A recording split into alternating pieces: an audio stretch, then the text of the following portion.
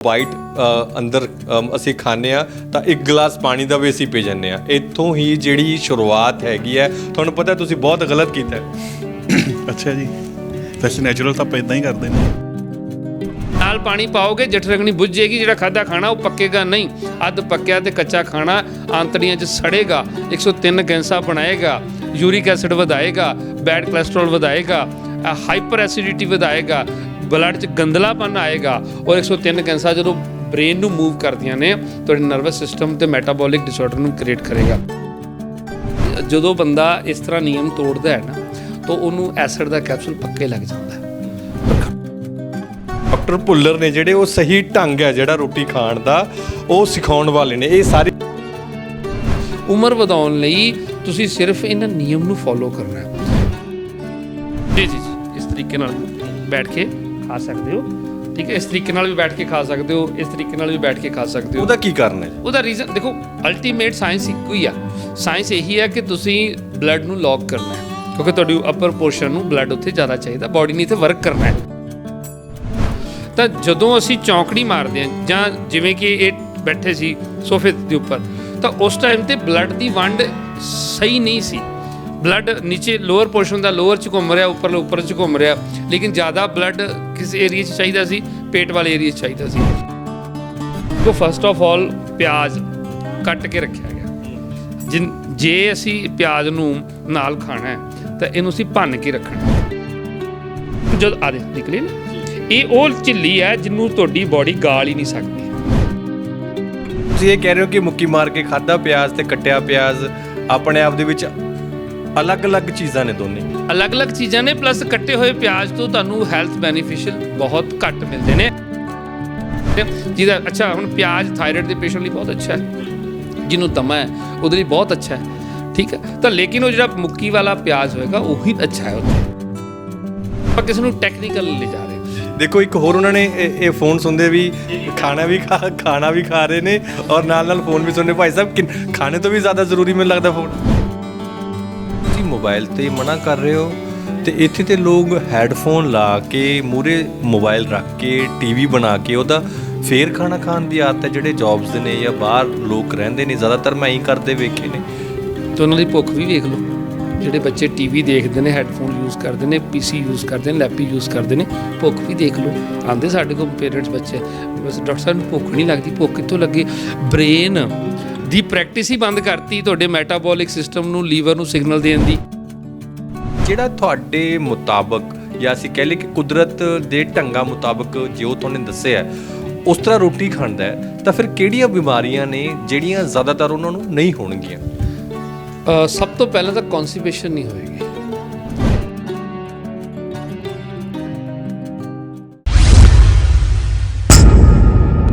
ਸਲਾਮ, ਨਮਸਤੇ, ਸਤਿ ਸ਼੍ਰੀ ਅਕਾਲ। ਹਕੀਕਤ ਟੀਵੀ ਪੰਜਾਬੀ ਦੇਖ ਰਹੇ ਹੋ ਤੁਸੀਂ। ਤੁਹਾਡੇ ਨਾਲ ਮੈਂ ਹਾਂ ਕਾਸਿਫ ਫਾਰੂਕੀ। ਇਸ ਵੇਲੇ ਜਿਹੜੇ ਅਸੀਂ ਰੋਟੀ ਹੈ ਉਹ ਬਿਲਕੁਲ ਜਿਵੇਂ ਮੇਰੇ ਨਾਲ ਬੈਠੇ ਮੇਰੇ ਸਾਥੀ ਖਾ ਰਹੇ ਨੇ, ਉਸੇ ਢੰਗ ਨਾਲ ਸਾਡੇ ਘਰਾਂ ਦੇ ਵਿੱਚ ਰੋਟੀ ਹੈ ਜਿਹੜੀ ਉਹ ਖਾਧੀ ਜਾਂਦੀ ਹੈ। ਅਸੀਂ ਟੇਬਲ ਦੇ ਉੱਤੇ ਆਪਣੀ ਪਲੇਟ ਟਿਕਾਉਂਦੇ ਹਾਂ ਅਤੇ ਨਾਲ ਸੋਫੇ ਜਾਂ ਕੁਰਸੀ ਦਾ ਸਹਾਰਾ ਲੈ ਕੇ ਅਸੀਂ ਬੈਠ ਜਾਂਦੇ ਹਾਂ ਅਤੇ ਉਸ ਤੋਂ ਬਾਅਦ ਅਸੀਂ ਆਪਣੀ ਰੋਟੀ ਹੈ ਜਿਹੜੀ ਉਹ ਸ਼ੁਰੂ ਕਰ ਦਿੰਦੇ ਹਾਂ। ਪਰ ਡਾਕਟਰ ਭੁੱਲਰ ਹੋਣਾ ਦਾ ਇੱਕ ਵੱਖਰਾ ਹੀ ਕਨਸੈਪਟ ਹੈ। ਉਹਨਾਂ ਦਾ ਕਹਿਣਾ ਹੈ ਕਿ ਜੇਕਰ ਅਸੀਂ ਰੋਟੀ ਖਾਣ ਦਾ ਸਹੀ ਤਰੀਕਾ ਸਿੱਖ ਲਈਏ ਆਪਣੀ ਜ਼ਿੰਦਗੀ ਦੇ ਵਿੱਚ ਕਿ ਰੋਟੀ ਕਿਵੇਂ ਖਾਣੀ ਹੈ, ਤਾਂ ਸਾਡੀ ਜ਼ਿੰਦਗੀ ਹੈ ਜਿਹੜੀ ਉਹ ਬਦਲ ਸਕਦੀ ਹੈ। ਸਾਡੀ ਜ਼ਿੰਦਗੀ ਹੈ ਇੱਕ ਨਵਾਂ ਮੋੜ ਲੈ ਸਕਦੀ ਹੈ। ਬਿਮਾਰੀਆਂ ਤੋਂ ਅਸੀਂ ਰਾਹਤ ਜਿਹੜੀ ਉਹ ਪਾ ਸਕਦੇ ਹਾਂ। ਇਸ ਵੇਲੇ ਭਾਈ ਸਾਹਿਬ ਨੇ ਜਿਹੜੇ ਰੋਟੀ ਖਾ ਰਹੇ ਨੇ ਔਰ ਰੋਟੀ ਦੇ ਨਾਲ ਅਸੀਂ ਜਿਹੜਾ ਪਾਣੀ ਦਾ ਗਲਾਸ ਅੰਦਰ ਪੀਂਦੇ ਨਹੀਂ, ਸਗੋਂ ਅੰਦਰ ਨਾਲੋਂ ਨਾਲ ਅਸੀਂ 2 ਲੁਕਮੇ ਲੈਂਦੇ ਹਾਂ, 2 ਬਾਈਟ ਅੰਦਰ ਅਸੀਂ ਖਾਂਦੇ ਹਾਂ ਤਾਂ ਇੱਕ ਗਲਾਸ ਪਾਣੀ ਦਾ ਵੀ ਅਸੀਂ ਪੀ ਜਾਂਦੇ ਹਾਂ। ਇੱਥੋਂ ਹੀ ਜਿਹੜੀ ਸ਼ੁਰੂਆਤ ਹੈਗੀ ਹੈ, ਤੁਹਾਨੂੰ ਪਤਾ ਤੁਸੀਂ ਬਹੁਤ ਗਲਤ ਕੀਤਾ ਹੈ। ਅੱਛਾ ਜੀ, ਵੈਸੇ ਨੈਚੁਰਲ ਤਾਂ ਆਪਾਂ ਇਦਾਂ ਹੀ ਕਰਦੇ ਨੇ ਜੀ। ਹਾਂ, ਪਰ ਆਪਾਂ ਇਸ ਤਰ੍ਹਾਂ ਕਰਦੇ ਨੈਚੁਰਲ, ਪਰ ਹੁੰਦਾ ਨਹੀਂ। ਰੋਟੀ ਖਾਣ ਵੇਲੇ ਜਾਂ ਰੋਟੀ ਤੋਂ ਪਹਿਲਾਂ ਜਾਂ ਬਾਅਦ ਦੇ ਵਿੱਚ ਪਾਣੀ ਦਾ ਇਸਤੇਮਾਲ, ਤੁਸੀਂ ਤੇ ਰੋਟੀ ਦੇ ਨਾਲ ਹੀ ਪਾਣੀ ਪੀ ਜਾਓ। ਆਓ ਤੁਹਾਨੂੰ ਫਿਰ ਅਸੀਂ ਜਿਹੜਾ ਸਹੀ ਢੰਗ ਹੈ ਜਿਹੜਾ ਇਸ ਰੋਟੀ ਖਾਣ ਦਾ, ਹੁਣ ਤੁਸੀਂ ਸੋਚਦੇ ਹੋਵੋਗੇ ਸਹੀ ਢੰਗ ਕੀ ਹੈ। ਅੱਜ ਤੁਹਾਨੂੰ ਡਾਕਟਰ ਭੁੱਲਰ ਨੇ ਜਿਹੜੇ ਉਹ ਸਹੀ ਢੰਗ ਹੈ ਜਿਹੜਾ ਰੋਟੀ ਖਾਣ ਦਾ ਉਹ ਸਿਖਾਉਣ ਵਾਲੇ ਨੇ। ਇਹ ਸਾਰੀ ਵੀਡੀਓ ਨੂੰ ਬਿਨਾਂ ਸਕਿਪ ਕੀਤੇ ਤੁਸੀਂ ਦੇਖਣਾ ਹੈ। ਆਉਣ ਵਾਲੇ 15 ਮਿੰਟ ਤੁਹਾਡੀ ਜ਼ਿੰਦਗੀ ਨੇ ਜਿਹੜੀ ਉਹ ਬਦਲ ਸਕਦੇ ਨੇ। ਡਾਕਟਰ ਭੁੱਲਰ ਹੋਰਾਂ ਦਾ ਕਹਿਣਾ ਹੈ ਕਿ ਜੇਕਰ ਅਸੀਂ ਸੁਚੱਜਾ ਢੰਗ ਹੈ ਜਿਹੜਾ ਰੋਟੀ ਖਾਣ ਦਾ ਅਪਣਾ ਲੈਂਦੇ ਹਾਂ ਤਾਂ ਸਾਡੀ ਜ਼ਿੰਦਗੀ ਹੈ ਜਿਹੜੀ ਉਹ ਬਦਲ ਸਕਦੀ ਹੈ। ਡਾਕਟਰ ਸਾਹਿਬ, ਇਹਨਾਂ ਨੂੰ ਤੁਸੀਂ ਉੱਪਰ ਬਿਠਾਇਆ ਹੋਇਆ ਸੀ ਤੇ ਤੁਸੀਂ ਆਪ ਖੁਦ ਨੀਚੇ ਬੈਠੇ ਹੋ। जी जी जी देखो एक ਸਾਇੰਸ ਹੈ, ਨੈਚੁਰਲ ਸਾਇੰਸ ਹੈ ਔਰ ਸਾਇੰਸ ਦੇ ਸਿਧਾਂਤ ਹੁੰਦੇ ਨੇ, ਨਿਯਮ ਨੇ। ਉਸ ਨਿਯਮ 'ਚੋਂ ਜਦੋਂ ਅਸੀਂ ਖਾਣਾ ਖਾਣਾ ਹੈ ਉਦੋਂ ਇਹ ਨਿਯਮ ਫੋਲੋ ਕਰਨਾ ਹੈ। ਸਭ ਤੋਂ ਪਹਿਲਾਂ ਕਿ ਅਸੀਂ ਚੌਂਕੜੀ ਮਾਰ ਕੇ ਬੈਠਾਂਗੇ, ਉਹਦਾ ਰੀਜ਼ਨ ਇਹ ਹੁੰਦਾ ਕਿ ਜਦੋਂ ਅਸੀਂ ਖਾਣਾ ਖਾ ਰਹੇ ਹਾਂ ਤਾਂ ਉਸ ਟਾਈਮ 'ਤੇ ਸਭ ਤੋਂ ਜ਼ਿਆਦਾ ਜਿਹੜਾ ਬਿਜ਼ੀ ਪੋਰਸ਼ਨ ਹੋਏਗਾ ਉਹ ਪੇਟ ਵਾਲਾ ਹਿੱਸਾ ਬਿਜ਼ੀ ਹੋਏਗਾ। ਤਾਂ ਇਟ ਮੀਨਸ ਕਿ ਬੋਡੀ ਜਿੱਥੇ ਜ਼ਿਆਦਾ ਬਿਜ਼ੀ ਹੁੰਦੀ ਹੈ ਨਾ ਉੱਥੇ ਉਹ ਬਲੱਡ ਨੂੰ ਨਾਲ ਯੂਜ਼ ਕਰਦੀ ਹੈ। ਫਿਰ ਇਹ ਤਾਂ ਟੇਬਲ ਤੇ ਬੈਠੇ ਰੋਟੀ ਖਾ ਰਹੇ ਸੀ, ਦੇਖੋ ਭਾਈ ਸਾਹਿਬ ਨਾਲ ਨਾਲ ਹੱਸੀ ਵੀ ਜਾ ਰਹੇ ਨੇ। ਜੀ ਜੀ ਆਲਰੇਡੀ 70-80% ਲੋਕਾਂ ਦਾ 90% ਲੋਕਾਂ ਦਾ ਤਰੀਕਾ ਇਹੀ ਹੈ ਔਰ ਕਿ ਉਹਦੇ ਪਿੱਛੇ ਉਹਨਾਂ ਨੂੰ ਸਾਇੰਸ ਨਹੀਂ ਪਤਾ। ਆਪਾਂ ਸਾਇੰਸ ਤੇ ਹੀ ਗੱਲ ਕਰਾਂਗੇ ਤੇ ਸਾਇੰਸ ਕੀ ਹੈ। ਸਾਇੰਸ ਇਹਦੀ ਇਹੀ ਹੈਗੀ ਹੈ ਕਿ ਬੋਡੀ ਜਿਸ ਪੋਰਸ਼ਨ ਨੂੰ ਯੂਜ਼ ਕਰ ਰਹੀ ਹੁੰਦੀ ਹੈ ਜਾਂ ਬੋਡੀ ਦਾ ਜਿਹੜਾ ਪੋਰਸ਼ਨ ਜ਼ਿਆਦਾ ਬਿਜ਼ੀ ਚੱਲ ਰਿਹਾ ਉੱਥੇ ਬੋਡੀ ਬਲੱਡ ਜ਼ਿਆਦਾ ਯੂਜ਼ ਕਰਦੀ ਹੈ। ਤਾਂ ਜਦੋਂ ਅਸੀਂ ਚੌਂਕੜੀ ਮਾਰਦੇ ਹਾਂ ਜਾਂ ਜਿਵੇਂ ਕਿ ਇਹ ਬੈਠੇ ਸੀ ਸੋਫੇ ਦੇ ਉੱਪਰ, ਤਾਂ ਉਸ ਟਾਈਮ ਤੇ ਬਲੱਡ ਦੀ ਵੰਡ ਸਹੀ ਨਹੀਂ ਸੀ। ਬਲੱਡ ਨੀਚੇ ਲੋਅਰ ਪੋਰਸ਼ਨ ਦਾ ਲੋਅਰ 'ਚ ਘੁੰਮ ਰਿਹਾ, ਉੱਪਰ 'ਚ ਘੁੰਮ ਰਿਹਾ, ਲੇਕਿਨ ਜ਼ਿਆਦਾ ਬਲੱਡ ਕਿਸੇ ਏਰੀਏ 'ਚ ਚਾਹੀਦਾ ਸੀ, ਪੇਟ ਵਾਲੇ ਏਰੀਏ 'ਚ ਚਾਹੀਦਾ ਸੀ। ਤਾਂ ਉਹ ਜਠਰਗਨੀ ਨੂੰ ਬਿਹਤਰੀਨ ਕਰਨ ਵਾਸਤੇ ਉਹ ਕੀ ਹੁੰਦੀ ਹੈ ਜੀ? ਜਿਹਦੇ ਨਾਲ ਇੱਕ ਅੱਛੇ ਲੈਵਲ 'ਤੇ ਉਹ ਗੈਸਟ੍ਰਿਕ ਜੂਸਸ ਜਿਹੜੇ ਨੇ ਉਹ ਬਣਨੇ ਸ਼ੁਰੂ ਹੁੰਦੇ ਨੇ, ਜਿਹਦੇ ਨਾਲ ਫੂਡ ਜਿਹੜਾ ਇਹ ਖਾਣਗੇ ਇਹਨਾਂ ਦਾ ਜਿਹੜਾ ਪੇਟ ਹੈ ਉਹਦੀਆਂ ਕੰਧਾਂ ਉਸ ਤਰੀਕੇ ਨਾਲ ਅੱਛਾ ਰਸ ਕ੍ਰੀਏਟ ਕਰੇਗੀ। ਠੀਕ ਹੈ, ਤਾਂ ਉਹ ਜਠਰਅਗਨੀ ਜਿਹਦੇ ਗਰਮੈਸ਼ ਨਾਲ, ਜਿਹਨੂੰ ਬਲਨ ਕਿਰਿਆ ਕਹਿ ਦਿੰਦੇ ਆ, ਜਿਹਦੀ ਹੀਟ ਨਾਲ ਇਹਨਾਂ ਦੁਆਰਾ ਖਾਧਾ ਗਿਆ ਖਾਣਾ ਅੱਗੇ ਜਾ ਕੇ ਗਲੇਗਾ ਔਰ ਪੱਕੇਗਾ ਵੀ। ਠੀਕ ਹੈ, ਤਾਂ ਉਸ ਚੀਜ਼ ਵਾਸਤੇ, ਉਸ ਪੂਰੀ ਪ੍ਰਕਿਰਿਆ ਵਾਸਤੇ ਬਲੱਡ ਸਰਕੂਲੇਸ਼ਨ ਪੇਟ ਵਾਲੇ ਹਿੱਸੇ 'ਚ ਜ਼ਿਆਦਾ ਚਾਹੀਦਾ। ਉਹਦੇ ਵਾਸਤੇ ਤੁਸੀਂ ਨੀਚੇ ਤੋਂ ਬਲੱਡ ਸਰਕੂਲੇਸ਼ਨ ਲੌਕ ਕਰੋਗੇ। ਨੀਚੇ ਨੂੰ ਲੌਕ ਕਰਨ ਲਈ ਸਭ ਤੋਂ ਬੈਸਟ ਪੋਸਚਰ ਹੈਗਾ ਚੌਂਕੜੀ। ਹੁਣ ਆਪਾਂ ਚੌਂਕੜੀ ਮਾਰ ਲਈ ਆ, ਇਟ ਮੀਨਸ ਨੀਚੇ ਵਾਲਾ ਪੋਰਸ਼ਨ ਆਰਾਮ ਸਿਚੁਏਸ਼ਨ ਚਲਾ ਗਿਆ ਹੈਗਾ। ਠੀਕ ਹੈ, ਹੁਣ ਇਹ ਲੌਕ ਹਿੱਸਾ ਲੌਕ ਹੋ ਗਿਆ। ਹੁਣ ਮੇਜਰ ਜਿਹੜਾ ਬਲੱਡ ਦਾ ਜਿਹੜਾ ਸਰਕੂਲੇਸ਼ਨ ਆ ਉੱਪਰ ਆ ਗਿਆ। ਹੁਣ ਜਦੋਂ ਇਹ ਖਾਣਾ ਖਾ ਰਹੇ ਨੇ ਤਾਂ ਇਹਨਾਂ ਦੁਆਰਾ ਖਾਧਾ ਗਿਆ ਖਾਣਾ ਔਰ ਮੂੰਹ 'ਚ ਮਿਕਸ ਹੋਇਆ ਸਲਾਈਵਾ ਦੋਨੇ ਰਲ ਕੇ ਜਦੋਂ ਪੇਟ ਦੀਆਂ ਕੰਧਾਂ ਤੱਕ ਪਹੁੰਚਣਗੇ ਤਾਂ ਉਹਦੇ ਅੰਦਰ ਇਹ ਵਾਲੀ ਸੈਕ੍ਰੇਸ਼ਨ ਹੋਏਗੀ। ਠੀਕ ਹੈ, ਉਹ ਇੱਕ ਜਿਵੇਂ ਇੱਕ ਗੁਬਾਰੇ ਨੂੰ ਅਸੀਂ ਫੁਲਾ ਲੈਂਦੇ ਹਾਂ, ਉਸ ਤੋਂ ਬਾਅਦ ਉਹਨੂੰ ਅਸੀਂ ਦਬਾਉਂਦੇ ਹਾਂ, ਇਹ ਸੇਮ ਤਰ੍ਹਾਂ ਨਾਲ ਅੰਦਰ ਆਪਣਾ ਪੇਟ ਵੀ ਕਰਦਾ ਹੈ। ਪਰ ਇਹਨਾਂ ਨੇ ਤਾਂ ਨਾਲ ਦੀ ਨਾਲ 2 ਬਾਈਟਸ ਲਈਆਂ ਰੋਟੀ ਦੀਆਂ ਤੇ ਨਾਲ ਦੇ ਨਾਲ 1 ਗਲਾਸ ਪਾਣੀ ਦਾ ਅੰਦਰ ਡੋਲ ਲਿਆ ਸੀ। ਇਹ ਕਹਾਂਗੇ ਪੀ ਲਿਆ ਨਹੀਂ, ਡੋਲ ਲਿਆ, 1 ਗਲਾਸ ਹੀ ਪੂਰਾ ਸਿੱਟ ਲਿਆ ਜੀ। ਇਹ ਠੀਕ ਹੈ, ਕਿਉਂਕਿ ਜ਼ਿਆਦਾਤਰ ਇਹ ਹੁੰਦਾ ਹੈ ਕਿ ਅਸੀਂ ਲਗਭਗ 2 ਜਾਂ 4 ਰੋਟੀਆਂ ਦੇ ਨਾਲ 1 ਜੱਗ ਦੇ ਲਗਭਗ ਪਾਣੀ ਪੀ ਜਾਂਦੇ ਹਾਂ ਜ਼ਿਆਦਾਤਰ। ਫਾਰੂਕੀ ਜੀ, ਇਹਦੇ 'ਚ ਨਾ ਇੱਕ ਗੱਲ ਹੈ ਕਿ ਜਾਂ ਤਾਂ ਤੁਸੀਂ ਆਪਣਾ ਸਰੀਰ ਪਾਲ ਲਓ ਜਾਂ ਪੇਟ ਪਾਲੋ। ਤੇ ਜਿਹੜੇ ਲੋਕ ਨਾਲ ਪਾਣੀ ਪੀਂਦੇ ਉਹ ਇਕੱਲਾ ਪੇਟ ਹੀ ਪਾਲ ਰਹੇ ਨੇ, ਸਰੀਰ ਨਹੀਂ ਪਲ ਰਿਹਾ ਉਹਨਾਂ ਦਾ। ਬਾਕੀ ਦਾ ਸਰੀਰ ਤਾਂ ਨਹੀਂ ਪਲ ਰਿਹਾ ਕਿ ਉਹ ਪੇਟ ਤੋਂ ਅੱਗੇ ਉਹ ਖੁਰਾਕ ਜਾ ਹੀ ਨਹੀਂ ਰਹੀ, ਕਿਉਂਕਿ ਪੇਟ 'ਚ ਹੀ ਸੜ ਰਹੀ ਹੈ। ਹੁਣ ਸੜ ਕਿਉਂ ਰਹੀ ਹੈ ਕਿ ਜਦੋਂ ਜਠਰਅਗਨੀ ਚਾਲੂ ਹੋਈ, ਭਾਈ ਸਾਹਿਬ ਨੇ ਉੱਤੋਂ ਪਾਣੀ ਪੀ ਲਿਆ। ਉਹ ਜਠਰਅਗਨੀ ਹੁਣ ਅੱਗ 'ਤੇ ਚੁੱਲ੍ਹੇ 'ਤੇ ਅੱਗ 'ਤੇ ਪਾਣੀ ਪਾ ਦੋਗੇ ਤਾਂ ਅੱਗ ਤਾਂ ਬੁਝੇਗੀ। ਸੇਮ ਮੈਂ ਕਿਉਂ ਲਾਸਟ ਵੀਡੀਓ 'ਤੇ ਆਪਾਂ ਜ਼ਿਕਰ ਕੀਤਾ ਸੀ, ਕਿਉਂ ਕਿਹਾ ਸੀ ਕਿ ਚੁੱਲ੍ਹਾ ਨਹੀਂ, ਇਹ ਲੀਵਰ ਹੈ ਤੁਹਾਡਾ। ਠੀਕ ਹੈ, ਉਹ ਲੀਵਰ ਦਾ ਮਤਲਬ ਆ ਹੋ ਗਿਆ। ਤਾਂ ਜਿਵੇਂ ਤੁਸੀਂ ਚੁੱਲ੍ਹੇ ਦੀ ਅੱਗ ਨਹੀਂ ਬੁਝਣ ਦਿੰਦੇ, ਉਵੇਂ ਤੁਸੀਂ ਇਹ ਵੀ ਜਠਰਅਗਨੀ ਨਹੀਂ ਬੁਝਣ ਦੇਣੀ। ਨਾਲ ਪਾਣੀ ਪਾਓਗੇ, ਜਠਰਅਗਨੀ ਬੁਝ ਜਾਏਗੀ, ਜਿਹੜਾ ਖਾਧਾ ਖਾਣਾ ਉਹ ਪੱਕੇਗਾ ਨਹੀਂ। ਅੱਧ ਪੱਕਿਆ ਤੇ ਕੱਚਾ ਖਾਣਾ ਆਂਤੜੀਆਂ 'ਚ ਸੜੇਗਾ, 103 ਗੈਸਾਂ ਬਣਾਏਗਾ, ਯੂਰਿਕ ਐਸਿਡ ਵਧਾਏਗਾ, ਬੈਡ ਕੋਲੈਸਟਰੋਲ ਵਧਾਏਗਾ, ਹਾਈਪਰ ਐਸਿਡਿਟੀ ਵਧਾਏਗਾ, ਬਲੱਡ 'ਚ ਗੰਦਲਾਪਨ ਆਏਗਾ ਔਰ 103 ਗੈਸਾਂ ਜਦੋਂ ਬ੍ਰੇਨ ਨੂੰ ਮੂਵ ਕਰਦੀਆਂ ਨੇ ਤੁਹਾਡੇ ਨਰਵਸ ਸਿਸਟਮ ਤੇ ਮੈਟਾਬੋਲਿਕ ਡਿਸਆਰਡਰ ਨੂੰ ਕ੍ਰੀਏਟ ਕਰੇਗਾ। ਸੋ ਇਕੱਲੇ ਇੰਨੇ ਕੁ ਨਿਯਮ ਨੂੰ ਤੋੜਨ ਨਾਲ ਸਾਡਾ ਬ੍ਰੇਨ ਤੱਕ ਇਫੈਕਟ ਜਾਂਦਾ ਹੈ ਔਰ ਜਿਹਦੇ ਨਾਲ ਜਿਵੇਂ ਬਲੱਡ ਗੰਦਾ ਜਿੰਨਾ ਜ਼ਿਆਦਾ ਟਾਈਮ ਰਹੇਗਾ, ਆਹਿਸਤਾ ਆਹਿਸਤਾ ਫਿਰ ਗੋਲ 'ਚ ਸਟੋਨ ਤੇ ਕਿਡਨੀ 'ਚ ਸਟੋਨ, ਮਤਲਬ ਇਹ ਲਗਾ ਲਓ ਪੂਰੀ ਪ੍ਰਕਿਰਿਆ ਡਿਸਟਰਬ ਹੋ ਜਾਂਦੀ ਹੈ। ਫਿਰ ਇਹ ਤਾਂ ਹੋ ਗਿਆ ਚੌਂਕੜਾ ਮਾਰ ਕੇ ਬੈਠਣ ਦੀ। ਹੋਰ ਇਸ ਤੋਂ ਇਲਾਵਾ ਜਿਨ੍ਹਾਂ ਨੂੰ ਪ੍ਰੋਬਲਮ ਹੈਗੀ ਹੈ, ਗੋਡਿਆਂ ਦੀ ਪ੍ਰੋਬਲਮ ਹੈਗੀ ਹੈ ਜਾਂ ਕੋਈ ਹੋਰ ਪ੍ਰੋਬਲਮ ਹੈਗੀ ਹੈ, ਹੋਰ ਕੋਈ ਢੰਗ ਹੈਗਾ ਜੀ ਬੈਠਣ ਦਾ?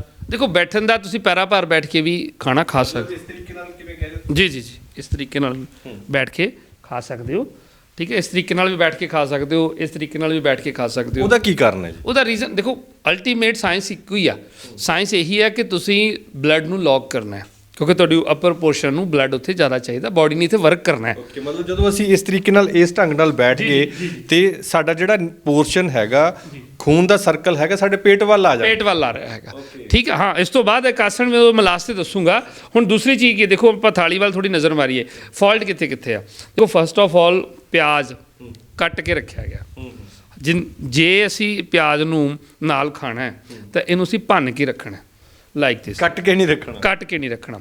ਮੁੱਕੀ ਵਾਲਾ ਪਿਆਜ਼ ਇਹਨੂੰ ਕਹਿੰਦੇ ਆਪਾਂ। ਅੱਛਾ, ਜਿਵੇਂ ਅਸੀਂ ਖੂਹੀਆਂ ਤੇ ਮੋਟਰਾਂ ਦੇ ਉੱਤੇ ਜੀ use ਕਰਦੇ ਹਾਂ। ਜੀ ਤਾਂ ਜੋ ਪਿਆਜ਼ ਜਿਵੇਂ ਸਰ ਇਹਨੂੰ ਮੈਟਲ ਯੂਜ਼ ਹੁੰਦਾ ਹੈ, ਟੱਚ ਹੁੰਦਾ, ਇਹਦੇ ਅੰਦਰ ਬਹੁਤ ਹੀ ਫਾਸਟ ਕੈਮੀਕਲ ਰਿਐਕਸ਼ਨ ਹੋ ਜਾਂਦੇ ਨੇ ਔਰ ਆਪਾਂ ਇਹਦੇ ਅੱਛੇ ਗੁੱਡ ਕੈਮੀਕਲਸ ਦਾ ਸਾਡੀ ਬਾਡੀ ਫਾਇਦਾ ਨਹੀਂ ਲੈ। ਅਸੀਂ ਤਾਂ ਸਜਾ ਕੇ ਰੱਖਦੇ ਰਹੇ ਹਾਂ ਜੀ ਹੁਣ ਤੱਕ ਆਪਣੀਆਂ ਪਲੇਟਾਂ 'ਚ ਪਿਆਜ਼। ਪਲੱਸ ਇੱਕ ਹੋਰ ਚੀਜ਼, ਜਦੋਂ ਤੁਸੀਂ ਭੰਨੋਗੇ ਤਾਂ ਪਿਆਜ਼ ਦੇ ਅੰਦਰ ਇੱਕ ਲੇਅਰ ਹੈ, ਤੁਹਾਨੂੰ ਇੱਕ ਬਹੁਤ ਪਤਲੀ ਜੀ ਲੇਅਰ ਹੈ ਜਿਹੜੀ ਸਿਰਫ ਮੁੱਕੀ ਮਾਰਨ ਨਾਲ ਹੀ ਉਤਰਦੀ ਆ। ਦੇਖ ਰਹੇ ਹੋ ਜੀ ਜੀ ਜੀ, ਇਹ ਭੰਨਿਆ ਹੋਇਆ ਪਿਆਜ਼ ਆ, ਦੇਖ ਰਹੇ ਹੋ ਜੀ ਜੀ, ਆਹ ਵਾਲੀ ਲੇਅਰ ਉਤਰੀ ਆ। ਹੁਣ ਜਦ ਆ ਦੇ ਨਿਕਲੇ ਨਾ ਜੀ, ਇਹ ਉਹ ਝਿੱਲੀ ਹੈ ਜਿਹਨੂੰ ਤੁਹਾਡੀ ਬਾਡੀ ਗਾਲ ਹੀ ਨਹੀਂ ਸਕਦੀ। ਅੱਛਾ, ਯੈਸ, ਔਰ ਇਹ ਅੰਦਰ ਬਹੁਤ ਸਾਰੀਆਂ ਪ੍ਰੋਬਲਮ ਕ੍ਰੀਏਟ ਕਰਦੀ ਆ। ਹੁਣ ਇਹ ਕੱਟਿਆ ਹੋਇਆ, ਇਹਦੇ ਤੁਹਾਡੇ ਹੱਥ 'ਚ ਹੀ ਨਹੀਂ ਆਉਣੀ, ਤੁਹਾਨੂੰ ਲੱਭਣੀ ਨਹੀਂ ਕਟਿੰਗ। ਤਾਂ ਇਹ ਅਗਰ ਸਾਡੇ ਦੇਖੋ ਫਿਰ ਗੱਲ ਉਹੀ ਆ ਜਾਂਦੀ ਹੈ, ਸਾਨੂੰ ਨਾ 200 ਸਾਲ ਗੋਰਿਆਂ ਨੇ ਰਾਜ ਕੀਤਾ, 200 ਸਾਲ 'ਚ ਉਹਨਾਂ ਨੇ ਸਾਡੇ ਅੰਦਰ ਐਡਾ ਪਤਾ ਨਹੀਂ ਸਾਡੇ ਹੀ ਬਜ਼ੁਰਗਾਂ ਦੇ ਅਗੇਂਸਟ ਇੰਨਾ ਕੁਝ ਭਰਤਾ ਕਿ ਸਾਨੂੰ ਸਾਡੇ ਬਜ਼ੁਰਗ ਹੀ ਕਮਲੇ ਲੱਗਣ ਲੱਗ ਪਏ। ਜੇ ਉਹ ਧੌਣ ਲਾਉਣ ਲਈ ਤਲਵਾਰ ਕਿਰਪਾਨ ਬਣਾ ਸਕਦੇ ਸੀ ਤੇ ਪਿਆਜ਼ ਕੱਟਣ ਲਈ ਕਰਦ ਜਾਂ ਚਾਕੂ ਨਹੀਂ ਬਣਾ ਸਕਦੇ ਸੀ। ਉਹ ਕਹਿੰਦੇ ਸੀ ਉਹ ਤਾਂ ਮੁੱਕੀ ਮਾਰਦੇ ਸੀ, ਉਹ ਅਨਪੜ੍ਹ ਸੀ। ਅਰੇ ਮੂਰਖੋ, ਅਨਪੜ੍ਹ ਨਹੀਂ ਸੀ ਉਹ ਗਿਆਨਵਾਨ ਸੀ। ਉਹਨੂੰ ਪਤਾ ਸੀ ਕਿ ਇਹ ਚੀਜ਼ਾਂ ਸਿਰਫ ਇਹ ਜਿਹੜਾ ਪਿਆਜ਼ ਹੈ ਇਹਦੇ ਬਾਇਓਕੈਮੀਕਲ ਰਿਐਕਸ਼ਨ ਅਗਰ ਬਾਡੀ 'ਚ ਗੁੱਡ ਲੈਣੇ ਨੇ ਤਾਂ ਇਹੀ ਮੈਥਡ ਬੈਸਟ ਹੈ ਔਰ ਉਹਦੇ ਨਾਲ ਉਹ ਝਿੱਲੀ ਨਹੀਂ ਉਤਰਦੀ ਹੈ। ਜਦੋਂ ਅਸੀਂ ਕੱਟ ਲੈਂਦੇ ਹਾਂ ਤਾਂ ਉਹਦੇ ਅੰਦਰ ਜਿਹੜੇ ਕੈਮੀਕਲ ਰਿਐਕਸ਼ਨ ਹੈ ਉਹ ਚੇਂਜ ਹੋ ਜਾਂਦੇ ਨੇ ਜਿਹਦਾ। ਅੱਛਾ, ਹੁਣ ਪਿਆਜ਼ ਥਾਇਰਾਇਡ ਦੇ ਪੇਸ਼ੈਂਟ ਲਈ ਬਹੁਤ ਅੱਛਾ ਹੈ, ਜਿਹਨੂੰ ਦਮਾ ਹੈ ਉਹਦੇ ਲਈ ਬਹੁਤ ਅੱਛਾ ਹੈ, ਠੀਕ ਹੈ। ਤਾਂ ਲੇਕਿਨ ਉਹ ਜਿਹੜਾ ਮੁੱਕੀ ਵਾਲਾ ਪਿਆਜ਼ ਹੋਏਗਾ ਉਹੀ ਅੱਛਾ ਹੈ ਉੱਥੇ। ਪਰ ਇੱਥੇ ਤਾਂ ਇੱਕ ਹਾਲਾਤ ਦੇਖੋ ਤੁਸੀਂ, ਇੱਕ ਪਾਸੇ ਇਹ ਸਬਜ਼ੀ ਖਾ ਰਹੇ ਨੇ, ਇੱਕ ਪਾਸੇ ਇਹ ਦਾਲ ਖਾ ਰਹੇ ਨੇ। ਜ਼ਿਆਦਾਤਰ ਸਾਡੇ ਘਰਾਂ ਦੇ ਵਿੱਚ 2 ਡਿਸ਼ਿਜ਼ ਹੀ ਬਣਦੀਆਂ ਨੇ, ਕਹਿੰਦੇ ਨੇ ਜੀ 2 ਤਰ੍ਹਾਂ ਦੇ ਖਾਣੇ, ਕਈਆਂ ਦੇ ਘਰਾਂ ਦੇ ਵਿੱਚ 3 ਤਰ੍ਹਾਂ ਦੇ ਵੀ ਖਾਣੇ ਬਣਦੇ ਨੇ। ਕੀ ਇਹ ਮੈਥਡ ਠੀਕ ਹੈ ਇੱਕ ਵਾਰ 'ਚ? ਲੇਕਿਨ ਨੈਚੁਰਲ ਸਾਇੰਸ ਤਾਂ ਕਹਿੰਦੇ ਵੀ ਜਿਹੜੀ ਚੀਜ਼ ਤੁਸੀਂ ਇੱਕ ਵਾਰ ਲੈ ਰਹੇ ਹੋ ਉਹੀ ਚੀਜ਼ ਤੁਸੀਂ ਯੂਜ਼ ਕਰਨੀ ਹੈ। ਦਾਲ ਖਾ ਰਹੇ ਹੋ ਤਾਂ ਤੁਸੀਂ ਦਾਲ ਨਾਲ ਹੀ ਖਾਣਾ ਖਾਣਾ ਹੈ, ਸਬਜ਼ੀ ਖਾ ਰਹੇ ਹੋ ਤਾਂ ਤੁਸੀਂ ਸਬਜ਼ੀ। ਪਰ ਇੱਥੇ ਭਾਈ ਸਾਹਿਬ 2 ਲਈ ਬੈਠੇ ਆ ਜੀ। ਦੇਖੋ ਆਲਰੇਡੀ ਇਹ ਚੀਜ਼ ਨੂੰ ਆਪਾਂ ਕਹੀਏ ਰੈਗੂਲਰ ਦੇ ਵਿੱਚ ਜੇ ਤਾਂ ਖਾਣਾ ਤੁਹਾਡਾ ਵਾਕਈ ਚੁੱਲ੍ਹੇ 'ਤੇ ਬਣਿਆ ਹੋਇਆ, ਪੱਕਿਆ ਹੋਇਆ, ਕਾਫੀ ਹੱਦ ਤੱਕ 2 ਸਬਜ਼ੀਆਂ ਡਾਈਜੈਸਟੇਬਲ ਹੁੰਦੀਆਂ ਨੇ ਉਹਦੇ ਵਿੱਚ। ਹਾਂ, ਇੰਨਾ ਹੁੰਦਾ ਜਿਵੇਂ ਹੁਣ ਤੁਸੀਂ ਗਾਜਰ ਨਾਲ ਆਲੂ ਖਾਓਗੇ, ਦੋਨੋਂ ਐਂਟੀ ਨੇ, ਠੀਕ ਹੈ। ਗੋਭੀ ਨਾਲ ਮਟਰ ਖਾ ਰਹੇ ਹੋ, ਠੀਕ ਹੈ, ਆਲੂ ਪਾ ਰਹੇ ਹੋ ਤਾਂ ਉਹ ਆਪਸ 'ਚ ਵੀ ਐਂਟੀ ਨੇ। ਤਾਂ ਇਹ ਚੀਜ਼ਾਂ ਦਾ ਇੱਕ ਬੇਸਿਕ ਗਿਆਨ ਹੈਗਾ। ਲੇਕਿਨ ਮੇਰੀ ਕੋਸ਼ਿਸ਼ ਇਹ ਹੁੰਦੀ ਕਿ ਸਭ ਤੋਂ ਪਹਿਲਾਂ ਨਿਯਮ ਫੋਲੋ ਕਰਵਾ ਲਈਏ। ਇਹ ਅੰਦਰਲੇ ਇਨਗਰੀਡੀਐਂਟਸ ਜਿਹੜੇ ਟਾਈਪ ਫਾਲਟ ਨੇ ਇਹ ਬੰਦਾ ਉਸ ਤੋਂ ਬਾਅਦ ਹੀ ਸੋਲਵ ਕਰੇਗਾ। ਉਹ ਜੇ ਤੁਸੀਂ ਇੱਕਦਮ ਸਾਰਾ ਕੁਝ ਥੋਪ ਦੋਗੇ, ਉਹ ਕਹੇਗਾ ਵੀ ਇਹ ਤੋਂ ਚੰਗਾ ਤਾਂ ਸੁਣੋ ਹੀ ਨਾ ਯਾਰ, ਖਾਈਏ ਕੀ, ਬਈਏ ਕਿਵੇਂ, ਹੈ ਨਾ। ਉਹ ਫਰਸਟ੍ਰੇਟ ਹੋ ਜਾਣਗੇ। ਦੁਨੀਆ ਆਲਰੇਡੀ ਸਟੈਮਿਨਾ ਬਹੁਤ ਘੱਟ ਆ ਦੁਨੀਆ ਦੇ ਕੋਲ। ਤਾਂ ਫਸਟ ਆਫ ਆਲ ਅਗਰ ਤੁਸੀਂ ਪੱਕੀ ਅੱਗ 'ਤੇ ਖਾਣਾ ਪਕਾਇਆ, ਨਿਯਮ ਸਹੀ ਹੈ, ਨਾ ਤਾਂ ਤੁਹਾਡਾ ਪੇਟ ਵਧੇਗਾ, ਠੀਕ ਹੈ, ਨਾ ਰੋਗ ਵਧੇਗਾ ਕੋਈ। ਔਰ ਜੋ ਤੁਸੀਂ ਜਿਵੇਂ ਹੁਣ ਪਿਆਜ਼ ਕੱਟਣ ਦੀ ਗੱਲ ਸੀ, ਭੰਨਣ ਦੀ ਹੀ ਮੁੱਕੀ ਵਾਲੇ ਪਿਆਜ਼ ਦੀ ਗੱਲ ਹੈਗੀ ਆ, ਹੁਣ ਇਹ ਵੀ ਇੱਕ ਨਿਯਮ ਦਾ ਹਿੱਸਾ। ਤੁਸੀਂ ਇਹ ਕਹਿ ਰਹੇ ਹੋ ਕਿ ਮੁੱਕੀ ਮਾਰ ਕੇ ਖਾਧਾ ਪਿਆਜ਼ ਤੇ ਕੱਟਿਆ ਪਿਆਜ਼ ਆਪਣੇ ਆਪ ਦੇ ਵਿੱਚ ਅਲੱਗ-ਅਲੱਗ ਚੀਜ਼ਾਂ ਨੇ, ਦੋਨੇ ਅਲੱਗ-ਅਲੱਗ ਚੀਜ਼ਾਂ ਨੇ। ਪਲੱਸ ਕੱਟੇ ਹੋਏ ਪਿਆਜ਼ ਤੋਂ ਤੁਹਾਨੂੰ ਹੈਲਥ ਬੈਨੀਫੀਸ਼ੀਅਲ ਬਹੁਤ ਘੱਟ ਮਿਲਦੇ ਨੇ। ਪਲੱਸ ਜਿਹੜੇ ਹੁਣ ਪਾਣੀ ਪੀ ਰਹੇ ਸੀ, ਪਾਣੀ ਨੂੰ ਵੈਸੇ ਹੀ ਆਪਾਂ ਖਾਣਾ ਖਾਣ ਤੋਂ ਅੱਧੇ ਘੰਟੇ ਬਾਅਦ ਕੋਸਾ ਪਾਣੀ ਪੀਣਾ ਹੁੰਦਾ ਹੈ, ਲੇਕਿਨ ਉਸ ਪਾਣੀ ਨੂੰ ਵੀ ਚਾਹ ਦੀ ਤਰ੍ਹਾਂ ਪੀਣਾ ਹੁੰਦਾ ਹੈ, ਠੀਕ ਹੈ, ਤਾਂ ਜੋ ਜਿਹੜਾ ਸਲਾਈਵਾ ਹੈਗਾ ਹੋਰ ਮੈਕਸਿਮਮ ਬਾਡੀ 'ਚ ਜਾਵੇ, ਖਾਧਾ ਗਿਆ ਖਾਣਾ ਪ੍ਰੋਪਰ ਡਾਈਜੈਸਟ ਹੋ ਜਾਵੇ। ਜੇ ਅਸੀਂ ਨਾਲ ਪੀ ਰਹੇ ਹਾਂ ਤਾਂ ਉਹੀ ਐਰਰ ਕ੍ਰੀਏਟ ਹੋ ਜਾਣਾ ਜਠਰਗਨੀ ਵਾਲਾ। ਉਹਦੇ ਨਾਲ ਜਿਹੜਾ ਇਹਨਾਂ ਨੇ ਖਾਣਾ ਖਾ ਲਿਆ 1 ਗਲਾਸ ਪਾਣੀ ਦੇ ਨਾਲ, ਤਾਂ ਜਠਰਗਨੀ ਅੰਦਰ ਬੁਝੀ ਹੋਈ ਆ, ਖਾਣਾ ਜਦੋਂ ਖਾਣਗੇ ਤਾਂ ਭਾਰਾਪਨ ਪੈਦਾ ਹੋ ਜਾਣਾ, ਅਫਰੇਵਾ ਹੋ ਜਾਣਾ। ਉਹਨੂੰ ਫਿਰ ਪਚਾਉਣ ਵਾਸਤੇ, ਗਾਲਣ ਵਾਸਤੇ ਲੀਵਰ ਨੂੰ ਐਕਸੈਸਿਵ ਵਰਕ ਕਰਨਾ ਪੈਣਾ, ਔਰ ਜੂਸਸ ਜਿਹੜੇ ਨੇ ਉਹ ਲੀਵਰ ਨੂੰ ਬਹੁਤ ਜ਼ਿਆਦਾ ਉਹਦੇ 'ਚ ਬਣਾਉਣੇ ਪੈਂਦੇ ਨੇ। ਆਪਾਂ ਕਿਸੇ ਨੂੰ ਟੈਕਨੀਕਲ ਨਹੀਂ ਜਾ ਰਹੇ। ਦੇਖੋ ਇੱਕ ਹੋਰ ਉਹਨਾਂ ਨੇ ਇਹ ਫੋਨ ਸੁਣਦੇ ਵੀ ਖਾਣਾ ਵੀ ਖਾ ਰਹੇ ਨੇ ਔਰ ਨਾਲ ਫੋਨ ਵੀ ਸੁਣਨੇ। ਭਾਈ ਸਾਹਿਬ ਖਾਣੇ ਤੋਂ ਵੀ ਜ਼ਿਆਦਾ ਜ਼ਰੂਰੀ ਮੈਨੂੰ ਲੱਗਦਾ ਫੋਨ ਅੱਜ ਕੱਲ੍ਹ ਲਾਈਫ ਹੀ ਇੰਨੀ ਬਿਜ਼ੀ ਹੋ ਗਈ ਹੈ ਜੀ। ਅੱਛਾ ਜੀ, ਹਾਂ, ਸੋ ਇਹ ਵੀ ਇੱਕ ਐਰਰ ਹੈ, ਠੀਕ ਹੈ। ਖਾਣਾ ਖਾਂਦੇ ਟਾਈਮ ਪਹਿਲਾਂ ਪੁਰਾਣੇ ਸਮੇਂ ਸਾਨੂੰ ਬਜ਼ੁਰਗ ਕਹਿੰਦੇ ਸੀ ਬੇਟਾ ਕਿਸੇ ਨਾਲ ਗੱਲ ਨਹੀਂ ਕਰਨੀ, ਠੀਕ ਹੈ। ਉਹਦੇ ਪਿੱਛੇ ਕਿਆ ਮਤਲਬ ਕੀ ਸੀ? ਉਹ ਵੀ ਇੱਕ ਸਾਇੰਸ ਸੀ। ਮਤਲਬ ਇਹ ਸੀ ਜਦੋਂ ਤੁਸੀਂ ਖਾਣਾ ਖਾ ਰਹੇ ਹੋ ਨਾ, ਤਾਂ ਤੁਹਾਡੇ ਬ੍ਰੇਨ ਨੇ ਸਿਗਨਲ ਦੇਣਾ ਹੈ ਤੁਹਾਡੇ ਲੀਵਰ ਤੱਕ ਨੂੰ, ਸਿਗਨਲ ਦੇਣਾ ਲੀਵਰ ਨੂੰ ਕਿ ਖਾਣਾ ਸਟਾਰਟ ਹੈ, ਠੀਕ ਹੈ, ਹੁਣ ਤੁਸੀਂ ਖਾਣਾ ਖਾਣ ਲਈ ਤਿਆਰ ਬੈਠੇ ਹੋ, ਠੀਕ ਹੈ। ਉਹ ਸਿਗਨਲ ਬ੍ਰੇਨ ਨੇ ਦੇਣਾ ਲੀਵਰ ਨੂੰ, ਮੈਟਾਬੋਲਿਕ ਸਿਸਟਮ ਨੂੰ। ਜਦੋਂ ਤੁਸੀਂ ਟੀਵੀ ਦੇਖ ਰਹੇ ਹੋ ਜਾਂ ਮੋਬਾਈਲ 'ਤੇ ਗੱਲ ਕਰ ਰਹੇ ਹੋ। ਡਾਕਟਰ ਸਾਹਿਬ ਮਾਫ ਕਰਨਾ, ਤੁਸੀਂ ਮੋਬਾਈਲ 'ਤੇ ਮਨਾ ਕਰ ਰਹੇ ਹੋ ਤੇ ਇੱਥੇ ਤੇ ਲੋਕ ਹੈੱਡਫੋਨ ਲਾ ਕੇ ਮੂਹਰੇ ਮੋਬਾਈਲ ਰੱਖ ਕੇ ਟੀਵੀ ਬਣਾ ਕੇ ਉਹਦਾ ਫੇਰ ਖਾਣਾ ਖਾਣ ਦੀ ਆਦਤ ਹੈ। ਜਿਹੜੇ ਜੌਬਸ ਦੇ ਨੇ ਜਾਂ ਬਾਹਰ ਲੋਕ ਰਹਿੰਦੇ ਨੇ, ਜ਼ਿਆਦਾਤਰ ਮੈਂ ਇਹੀ ਕਰਦੇ ਵੇਖੇ ਨੇ। ਤੇ ਉਹਨਾਂ ਦੀ ਭੁੱਖ ਵੀ ਵੇਖ ਲਓ। ਜਿਹੜੇ ਬੱਚੇ ਟੀਵੀ ਦੇਖਦੇ ਨੇ, ਹੈੱਡਫੋਨ ਯੂਜ਼ ਕਰਦੇ ਨੇ, ਪੀਸੀ ਯੂਜ਼ ਕਰਦੇ ਨੇ, ਲੈਪੀ ਯੂਜ਼ ਕਰਦੇ ਨੇ, ਭੁੱਖ ਵੀ ਦੇਖ ਲਓ। ਆਉਂਦੇ ਸਾਡੇ ਕੋਲ ਪੇਰੈਂਟਸ ਬੱਚੇ, ਬਸ ਡਾਕਟਰ ਸਾਹਿਬ ਨੂੰ ਭੁੱਖ ਨਹੀਂ ਲੱਗਦੀ। ਭੁੱਖ ਕਿੱਥੋਂ ਲੱਗੇ? ਬ੍ਰੇਨ ਦੀ ਪ੍ਰੈਕਟਿਸ ਹੀ ਬੰਦ ਕਰਤੀ ਤੁਹਾਡੇ ਮੈਟਾਬੋਲਿਕ ਸਿਸਟਮ ਨੂੰ, ਲੀਵਰ ਨੂੰ ਸਿਗਨਲ ਦੇਣ ਦੀ ਕਿ ਤੇਰੇ ਅੰਦਰ ਭੁੱਖ ਆ ਰਹੀ ਹੈ, ਤੇਰੇ ਅੰਦਰ ਖਾਣਾ ਆ ਰਿਹਾ, ਇਹਨੂੰ ਡਾਈਜੈਸਟ ਕਰਨ ਲਈ ਜੂਸ ਬਣਾ। ਉਹ ਸਿਗਨਲ ਜਾਣਾ ਹੁੰਦਾ ਹੈ। ਹੁਣ ਕਿਉਂ ਕਹਿੰਦੇ ਸਾਡੇ ਬਜ਼ੁਰਗ, ਜਦੋਂ ਤੁਸੀਂ ਰੋਟੀ ਖਾਣੀ ਹੈ, ਅੱਗੇ ਥਾਲੀ ਰੱਖੀ ਹੈ, ਸਭ ਤੋਂ ਪਹਿਲਾਂ ਅੱਖਾਂ ਬੰਦ ਕਰਕੇ ਹੱਥ ਜੋੜਦੇ ਹਾਂ। This is a practice. ਇਹ ਪ੍ਰੈਕਟਿਸ ਕਾਹਦੀ ਹੈ? ਅੱਖਾਂ ਬੰਦ ਕਰਨ ਦਾ ਮਤਲਬ ਉਹ ਕੋਈ ਰਾਮ ਨੂੰ ਯਾਦ ਕਰਦਾ, ਕੋਈ ਅੱਲਾ ਨੂੰ, ਕੋਈ ਵਾਹਿਗੁਰੂ ਨੂੰ। ਉਹ ਇੱਕ ਪ੍ਰੈਕਟਿਸ ਸੀ। ਬ੍ਰੇਨ ਸਿਗਨਲ ਦੇ ਰਿਹਾ ਕਿ ਹੁਣ ਇਹ ਬੰਦਾ ਖਾਣਾ ਖਾਣਾ ਸ਼ੁਰੂ ਕਰ ਰਿਹਾ। ਠੀਕ ਹੈ। ਹੁਣ ਜਦੋਂ ਤੁਹਾਨੂੰ ਉਹ ਇੱਕ ਤਾਂ ਤੁਸੀਂ ਸਿਗਨਲ ਬੰਦ ਕਰਤਾ, ਦੂਸਰਾ ਜਦੋਂ ਖਾਣਾ ਖਾ ਰਹੇ ਹੋ ਫੋਨ ਨਾਲ ਦੀ ਨਾਲ ਅਟੈਂਡ ਕਰ ਰਹੇ ਹੋ, ਗੱਲਾਂ ਬਾਤਾਂ ਕਰ ਰਹੇ ਹੋ, ਤਾਂ ਦੂਸਰਾ ਸਿਗਨਲ ਇਹ ਵੀ ਬੰਦ ਕਰਤਾ ਕਿ ਅੰਦਰ ਕਿੰਨਾ ਖਾਣਾ ਗਿਆ ਹੈ। ਤੁਹਾਨੂੰ 3 ਰੋਟੀਆਂ ਖਾਣ ਤੋਂ ਬਾਅਦ ਵੀ ਤੁਸੀਂ ਭੁੱਲ ਜਾਂਦੇ ਹੋ ਕਿ 2 ਖਾਧੀਆਂ ਕਿ 3 ਖਾਧੀਆਂ। ਐਂ ਖਾਦੇ ਜੀ, ਐਂ ਹੁੰਦਾ। ਹਾਂ, ਉਹ ਕਿਉਂ ਭੁੱਲ ਜਾਂਦੇ ਹੋ? ਇਹਦਾ ਮਤਲਬ ਕੀ ਹੈ ਕਿ ਅੰਦਰ ਸਿਗਨਲ ਹੀ ਬੰਦ ਹੋ ਗਿਆ ਹੈ ਕਿ ਤੁਸੀਂ ਕਿੰਨੀ ਕੁਆਂਟੀਟੀ 'ਚ ਖਾ ਲਿਆ। ਠੀਕ ਹੈ। ਇਹਦੇ ਉੱਤੇ ਹੁਣ ਡਕਾਰ ਦੀ ਇੱਥੇ ਹਾਲਾਤ ਤਾਂ ਇਹ ਨੇ ਕਿ ਜਿਹੜੇ ਘਰ ਵਾਲੀ ਜਾਂ ਕੋਈ ਹੋਰ ਮੇਡ ਰੋਟੀ ਦੇ ਰਹੀ ਹੈ, ਉਹ ਵੀ ਭੁੱਲ ਜਾਂਦੇ ਨੇ ਵੀ ਤੁਹਾਨੂੰ 2 ਦਿੱਤੇ ਨਹੀਂ, 3 ਦਿੱਤੇ ਸੀ। ਕਿਉਂਕਿ ਹਰ ਬੰਦਾ ਡਿਸਟਰਬ ਹੈ। ਤੁਹਾਨੂੰ ਦੱਸਿਆ ਤਾਂ ਹੈਗਾ ਕਿ ਜੇ ਚੁੱਲ੍ਹਾ ਦੀ ਲੋ ਮੱਥੇ ਲੱਗਦੀ ਹੋਵੇ, ਕੰਸਨਟ੍ਰੇਸ਼ਨ ਤੇ ਪ੍ਰੈਜ਼ੈਂਸ ਆਫ ਮਾਈਂਡ ਰਹਿੰਦਾ। ਤੇ ਹੁਣ ਉਹ ਲੋ ਹੀ ਨਹੀਂ ਹੈਗੀ, ਨਾ ਪਕਾਉਣ ਵਾਲੀ ਦੀ ਕੰਸਨਟ੍ਰੇਸ਼ਨ, ਨਾ ਖਾਣ ਵਾਲੀ ਦੀ ਕੰਸਨਟ੍ਰੇਸ਼ਨ। ਜਦੋਂ ਪਕਾਉਣ ਤੋਂ ਲੈ ਕੇ ਖਾਣ ਵਾਲੇ ਦੋਨੋਂ ਬੰਦੇ ਡਿਸਟਰਬ ਨੇ, ਤਾਂ ਅੰਦਰ ਪਹੁੰਚਾਉਣ ਵਾਲਾ ਵੀ ਡਿਸਟਰਬ ਹੈ। ਜੋ ਤਿੰਨੋਂ ਚੀਜ਼ਾਂ ਡਿਸਟਰਬ ਨੇ, ਫਿਰ ਬਾਡੀ ਡਿਸਟਰਬ ਹੈ, ਬਾਡੀ ਡਿਸਟਰਬ ਹੈ, ਲਾਈਫ ਡਿਸਟਰਬ ਹੈ, ਲਾਈਫ ਡਿਸਟਰਬ, ਪੂਰੇ ਦੇ ਪੂਰਾ ਜਨਮ ਹੀ ਡਿਸਟਰਬ ਹੈ। ਤਾਂ ਇਹ ਸਾਰੀਆਂ ਚੀਜ਼ਾਂ ਨਾ ਆਪਸ 'ਚ ਲਿੰਕ ਨੇ। ਅਸੀਂ ਇਹਨਾਂ ਨੂੰ ਵੱਖਰਾ ਵੱਖਰਾ ਦੇਖੀ ਜਾ ਰਹੇ ਹਾਂ। ਠੀਕ ਹੈ। ਹਰ ਚੀਜ਼ਾਂ ਕਿਚਨ ਤੋਂ ਲੈ ਕੇ ਤੁਹਾਡੀ ਥਾਲੀ, ਥਾਲੀ ਤੋਂ ਲੈ ਕੇ ਪੇਟ, ਸਾਰੀਆਂ ਲਿੰਕ ਹੈ। ਔਰ ਪੇਟ ਤੋਂ ਲੈ ਕੇ ਸਵੇਰੇ ਫਲਸ਼ ਜਾਣਾ, ਇਹ ਆਪਸ 'ਚ ਲਿੰਕ ਹੈ। ਠੀਕ ਹੈ। ਤੇ ਇਹ ਸਾਰੀਆਂ ਚੀਜ਼ਾਂ ਆਪਸ ਇੱਕੋ ਹੀ ਤਾਰ ਨਾਲ ਕੁਦਰਤ ਨੇ ਬੰਨੀਆਂ ਹੋਈਆਂ ਸੀ। ਇਸ ਲਿੰਕ ਨੂੰ ਸਮਝਣ ਦੀ ਜ਼ਰੂਰਤ ਹੈ ਸਰ। ਭਾਈ ਸਾਹਿਬ, ਫਿਰ ਤੁਸੀਂ ਕੋਈ ਕੈਪਸੂਲ ਗੋਲੀਆਂ ਵੀ ਖਾਂਦੇ ਹੋਣਗੇ ਰੋਟੀ ਖਾਣ ਤੋਂ ਬਾਅਦ? ਲੋਕ ਫੱਕਾ ਮਾਰਦੇ ਨੇ। ਨਹੀਂ ਜੀ, ਹਜੇ ਤਾਂ ਨਹੀਂ ਲੱਗੀ। ਅੱਛਾ। ਹਾਂਜੀ ਜੀ। ਮੋਸਟਲੀ ਫਾਰੂਕੀ ਜੀ, ਜਦੋਂ ਬੰਦਾ ਇਸ ਤਰ੍ਹਾਂ ਨਿਯਮ ਤੋੜਦਾ ਹੈ ਨਾ, ਤਾਂ ਉਹਨੂੰ ਐਸਿਡ ਦਾ ਕੈਪਸੂਲ ਪੱਕੇ ਲੱਗ ਜਾਂਦਾ ਹੈ, ਪਰ ਖਾਣਾ ਪੈਂਦਾ। ਕਿਉਂ? ਉਹੀ ਗੱਲ, ਐਸਿਡ ਕਿਉਂ ਵਧਿਆ? ਅੱਧ ਪੱਕਿਆ ਤੇ ਕੱਚਾ ਫੂਡ ਅੰਦਰ ਗਿਆ, ਉਹਨੂੰ ਪਕਾਉਣ ਲਈ ਲੀਵਰ ਨੂੰ ਜ਼ਿਆਦਾ ਐਸਿਡ ਦੇਣਾ ਪੈ ਰਿਹਾ। ਹੁਣ ਉਹ ਐਸਿਡ ਤਾਂ ਉਹ ਦੇ ਰਿਹਾ ਤੁਹਾਡੇ ਖਾਦੇ ਖਾਣੇ ਨੂੰ ਪਚਾਉਣ ਲਈ, ਪਰ ਤੁਹਾਡੀ ਬੋਡੀ ਲਈ ਜ਼ਿਆਦਾ ਹੈ, ਤੁਹਾਡੇ ਗਲੇ ਤੱਕ ਆ ਗਿਆ, ਤੁਹਾਨੂੰ ਜਲਣ ਮਹਿਸੂਸ ਹੋ ਰਹੀ ਹੈ, ਫਿਰ ਉਹਦੇ ਲਈ ਤੁਸੀਂ ਇੱਕ ਕੈਪਸੂਲ ਨਾਲ ਲੈਂਦੇ ਹੋ। ਚਲੋ ਠੀਕ ਹੈ ਜੀ। ਅੱਛਾ ਡਾਕਟਰ ਸਾਹਿਬ, ਫਿਰ ਇੱਕ ਅਗਲਾ ਸਵਾਲ ਇੱਥੇ ਜਿਹੜਾ, ਕਿਉਂਕਿ ਵੀਡੀਓ ਬਹੁਤ ਲੰਮੀ ਬਣ ਰਹੀ ਹੈ, ਫਿਰ ਅਗਲਾ ਸਵਾਲ ਇਹ ਹੈ ਕਿ ਕਿੰਨਾ ਖਾਣਾ ਚਾਹੀਦਾ ਸਾਨੂੰ? ਇਹ ਵੀ ਘੱਟੋ ਘੱਟ ਦੱਸ ਦਿਓ ਕਿ ਕਦੋਂ ਤੱਕ ਖਾਣਾ ਚਾਹੀਦਾ ਔਰ ਕਿੰਨਾ ਖਾਣਾ ਚਾਹੀਦਾ। ਸਾਡਾ ਇਹ ਹੁੰਦਾ ਕਿ ਕਈ ਵਾਰ ਅਸੀਂ ਆਪਣੀਆਂ ਮਾਵਾਂ ਨੂੰ ਥਕਾ ਦਿੰਦੇ ਹਾਂ ਰੋਟੀ ਬਣਾਉਂਦੇ। ਦੇਖੋ, ਪਹਿਲੀ ਕਿੰਨਾ ਖਾਣਾ ਚਾਹੀਦਾ, ਇਹਦੋਂ ਪਹਿਲਾਂ ਇਹ ਜਾਣਨਾ ਜ਼ਰੂਰੀ ਕਦੋਂ ਖਾਣਾ ਚਾਹੀਦਾ। ਸਾਡਾ ਜਿਹੜਾ ਪੇਟ ਹੈ, ਉਹ ਆਪਣੇ ਹਿੱਸੇ 'ਚੋਂ ਛੋਟੀ ਆਂਤ ਨੂੰ ਜਦੋਂ ਫੂਡ ਨੂੰ ਟਰਾਂਸਫਰ ਕਰਦਾ ਹੈ, ਇਸ ਪੂਰੇ ਪ੍ਰੋਸੈਸ ਲਈ ਉਹ 5 ਤੋਂ 6 ਘੰਟੇ ਲੈਂਦਾ ਹੈ। ਓਕੇ। ਤਾਂ ਇਹਦਾ ਮਤਲਬ ਕੀ ਹੋ ਗਿਆ? ਗੈਪ ਕਿੰਨਾ ਚਾਹੀਦਾ? 5 ਤੋਂ 6 ਘੰਟੇ। ਯੈਸ, ਇਹ ਹੈਲਦੀ ਗੈਪ ਆ। ਤੇ ਹੁਣ ਇਹ ਹਰ ਇਨਸਾਨ ਆਪਣਾ ਟਾਈਮ ਟੇਬਲ ਚੈੱਕ ਕਰੇ ਕਿ 5 ਤੋਂ 6 ਘੰਟੇ ਦਾ ਗੈਪ ਆ ਰਿਹਾ। ਵੈਸੇ ਸੱਚਾਈ ਹੈਗੀ ਕਿ 80% ਲੋਕਾਂ ਦੇ ਨਹੀਂ ਆ ਰਿਹਾ। ਠੀਕ ਹੈ। ਤੁਸੀਂ 9 ਵਜੇ ਖਾਣਾ ਖਾਧਾ, 1, 1:30, 2 ਵਜੇ ਫਿਰ ਟਿਫਨ ਓਪਨ ਹੈ। 3 ਵਜੇ ਸਾਡੀ ਚਾਹ ਤਿਆਰ ਹੈ ਜੀ। ਫਿਰ ਯੈਸ। ਤਾਂ ਉਸ ਤੋਂ ਬਾਅਦ ਫਿਰ 5 ਵਜੇ 버ਗਰ ਤਿਆਰ ਨੇ, ਸਮੋਸੇ ਤਿਆਰ ਨੇ, ਪਕੌੜੇ ਤਿਆਰ ਨੇ। ਗੈਪ ਨਹੀਂ ਨਾ ਹੈ। ਦਿਸ ਇਜ਼ ਦਾ ਰੀਜ਼ਨ ਕਿ ਮੈਕਸਿਮਮ ਜਿਹੜੇ ਲੋਕ ਨੇ, ਦੇ all are have A fatty liver. ਘੜੀ ਦੇਖ ਕੇ ਖਾਣਾ, ਕਿ ਬਹੁਤ ਸਾਰੇ ਲੋਕਾਂ ਨੂੰ ਆਦਤ ਹੈ ਜੀ ਘੜੀ ਦੇਖ ਕੇ ਖਾਣ ਦੀ। ਘੜੀ ਦੇਖ ਕੇ ਖਾਣਾ ਚਾਹੀਦਾ ਹੈ ਜਾਂ ਪੇਟ ਦੀ ਭੁੱਖ ਦੇਖ ਕੇ ਖਾਣਾ ਚਾਹੀਦਾ? ਇਹ ਵੀ ਅੱਜ ਕਨਸੈਪਟ ਕਲੀਅਰ ਕਰ ਦਿਓ। ਜਦੋਂ ਤੁਹਾਡਾ ਗੈਪ ਹੈਲਦੀ ਹੋਏਗਾ ਨਾ, ਤਾਂ ਘੜੀ ਵੱਲ ਦੇਖਣ ਦੀ ਤੁਹਾਨੂੰ ਜ਼ਰੂਰਤ ਹੀ ਨਹੀਂ ਪਏਗੀ। ਪਹਿਲੀ ਚੀਜ਼ ਹੈਗੀ ਆ। ਬਾਕੀ ਇਹਦੇ ਉੱਤੇ ਬੜੀ ਅੱਛੀ ਸਾਇੰਸ ਆ ਡਕਾਰ ਦੀ। ਠੀਕ ਹੈ। ਉਹ ਲੰਬੀ ਵੀਡੀਓ ਹੋਏਗੀ ਤਾਂ ਮੈਂ ਹੁਣ ਨਹੀਂ ਜ਼ਿਕਰ ਕਰੂੰਗਾ, ਅੱਗੇ ਆਪਾਂ ਮੌਕਾ ਮਿਲੇ ਤਾਂ ਉੱਤੇ ਵੀ ਬਣਾਵਾਂਗੇ। ਉਹ ਤਾਂ ਮੇਨ ਕੀ ਹੈਗਾ, 5 ਤੋਂ 6 ਘੰਟੇ ਤੱਕ ਹੈਲਦੀ ਗੈਪ ਹੋਣਾ ਚਾਹੀਦਾ ਜਦੋਂ ਖਾਣਾ ਖਾਓ। ਡਕਾਰ ਨੂੰ ਤੇ ਜੀ ਕਹਿੰਦੇ ਨੇ ਵੀ ਯਾਰ ਬੜਾ ਮਤਲਬ ਅਸੀਂ ਕਹਿ ਲਈਏ ਕਿ ਬੜਾ ਬੇਅਕਲ ਬੰਦਾ ਡਕਾਰ ਮਾਰੀ ਜਾ ਰਿਹਾ। ਮੈਂ ਇਸ ਨੂੰ ਫਿਲਹਾਲ ਇਸ ਵੀਡੀਓ 'ਚ ਨਹੀਂ ਛੇੜੂੰਗਾ, ਅਗਲੀ ਵੀਡੀਓ 'ਚ ਇਹਨੂੰ ਪੂਰਾ ਕਲੀਅਰ ਕਰ ਦਿਆਂਗੇ, ਫਿਰ ਆਪਣੇ ਆਪ ਪਤਾ ਲੱਗ ਜੂ ਵੀ ਉਹ ਡਕਾਰ ਹੈ ਜਾਂ ਬੇਕਾਰ ਹੈ। ਠੀਕ ਹੈ। ਤਾਂ ਉਹ ਸਮਝ ਜਾਣਗੇ ਸਾਰੇ। ਤਾਂ ਮੇਨ ਹੈ ਹੈਲਦੀ ਗੈਪ ਹੈ। ਜਦੋਂ ਤੁਸੀਂ ਖਾਣਾ ਖਾਣਾ, ਖਾਣਾ ਖਾਣ ਤੋਂ ਅੱਧਾ ਘੰਟਾ ਪਹਿਲਾਂ ਪਾਣੀ ਜ਼ਰੂਰ 1 ਗਲਾਸ ਪੀਓ, ਤਾਂ ਜੋ ਅੰਦਰ ਫਲਸ਼ ਆਊਟ ਪੂਰੇ ਤੁਹਾਡੀਆਂ ਸਫਾਈ ਹੋ ਜਾਵੇ, ਔਰ ਜਿਹਦੇ ਨਾਲ ਭੁੱਖ ਜਠਰਗਣੀ ਹੋਰ ਤੇਜ਼ ਹੋਏਗੀ।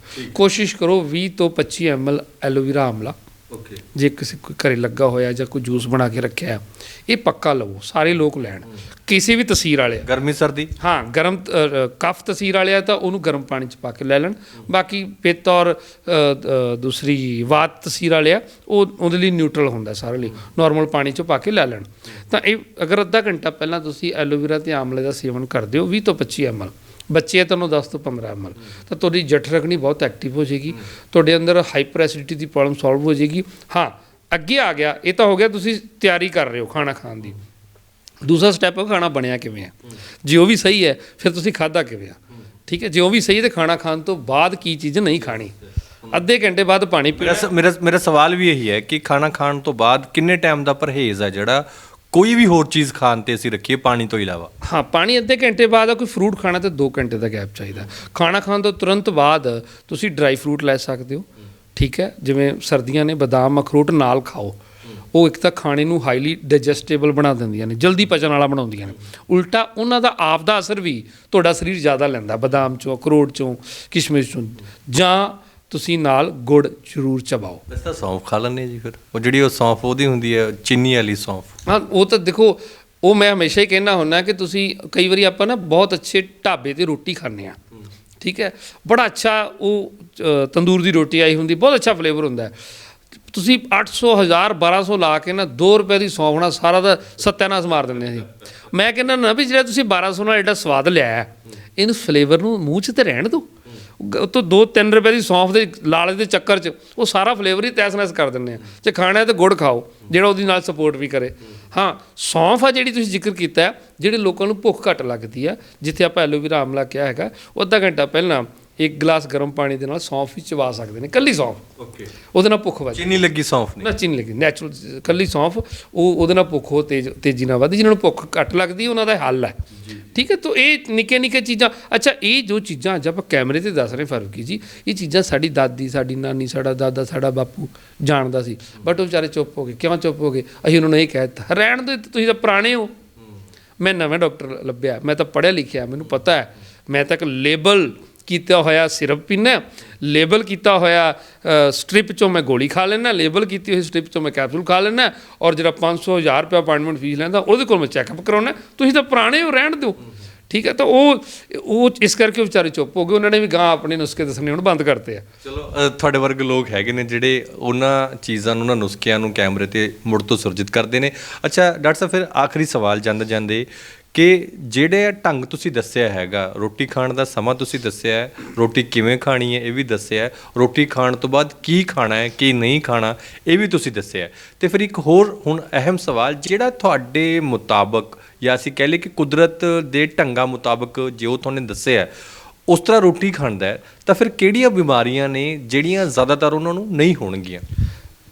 ਸਭ ਤੋਂ ਪਹਿਲਾਂ ਤਾਂ ਕੌਨਸਟੀਪੇਸ਼ਨ ਨਹੀਂ ਹੋਏਗੀ, ਦੂਸਰਾ ਹਾਈਪਰ ਐਸਿਡਿਟੀ ਨਹੀਂ ਹੋਏਗੀ, ਤੀਸਰਾ ਗੈਸ ਨਹੀਂ ਹੋਏਗੀ, ਚੌਥਾ ਚੀਜ਼ ਹੈਗੀ ਆ ਕਿ ਉਹਦਾ ਮਨ ਸ਼ਾਂਤ ਹੋਣ ਲੱਗ ਪਏਗਾ, ਪੰਜਵਾਂ ਹੈਗਾ ਲੀਵਰ ਫੈਟੀ ਨਹੀਂ ਹੋਏਗਾ, ਬਾਥਰੂਮ 'ਚ ਪੀਲਾਪਨ ਨਹੀਂ ਆਏਗਾ, ਗੋਲ 'ਚ ਸਟੋਨ ਨਹੀਂ ਹੋਏਗਾ ਪਿੱਤੇ 'ਚ, ਔਰ ਕਿਡਨੀ 'ਚ ਸਟੋਨ ਹੋਣ ਦੀ ਚਾਂਸਸ ਹੋਰ ਘਟ ਜਾਣਗੇ।